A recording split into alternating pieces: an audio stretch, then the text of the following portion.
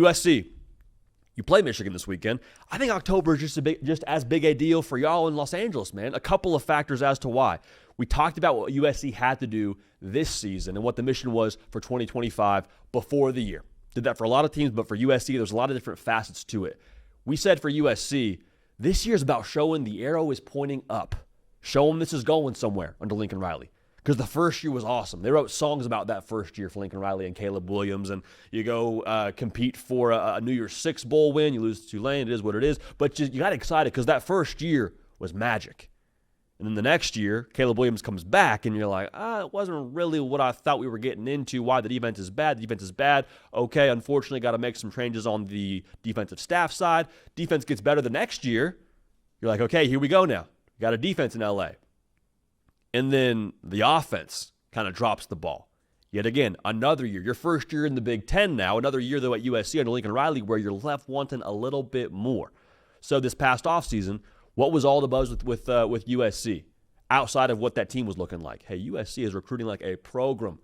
Chad Bowden, certified psychopath as a GM out there, got USC with the number one class right now, according to Rivals. This year for USC is about showing the arrow is pointing up and then keeping that number one ranked recruiting class, as we speak right now during this video, intact. Don't need to be number one to finish the year on signing day, but you can be like top 5. It's a great deal for USC. Future's bright at USC if you can do that. And you look at 2026, and we'll see what happens in that season. But for October, you play Michigan. You're at Notre Dame. If you want the arrow to be pointing up going into next season, if you want to have momentum, if you want to have optics looking the right way this season, if you can win both those games, hey, don't look now, but USC would have won optically, hung with 2 line of scrimmage football teams in Michigan and Notre Dame, and more than hung with them, beat them. And you're rolling to November at Nebraska, Northwestern, Iowa, at Oregon, UCLA. I don't know, man. Rolling November with 1 loss. You get frisky real quick for USC. Be a spunky USC team. Take it a step further. Think about where the confidence is at for USC if you beat Michigan and Notre Dame.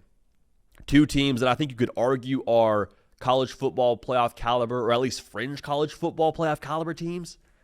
I think USC is walking with a little extra pep in their step there. A little extra proof of concept for the physical brand of football they've been trying to build there for the Trojans. Jan Maavas feeling himself a little bit. Okay, the receivers you would hope are all the way back healthy at this point in time. Jacoby Lane's balling. I don't know. I'm just saying, get USC to November with 1 loss.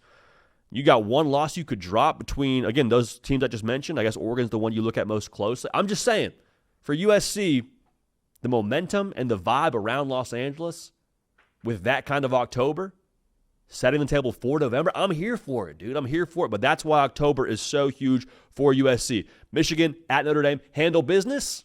The world is yours, USC. Run with it.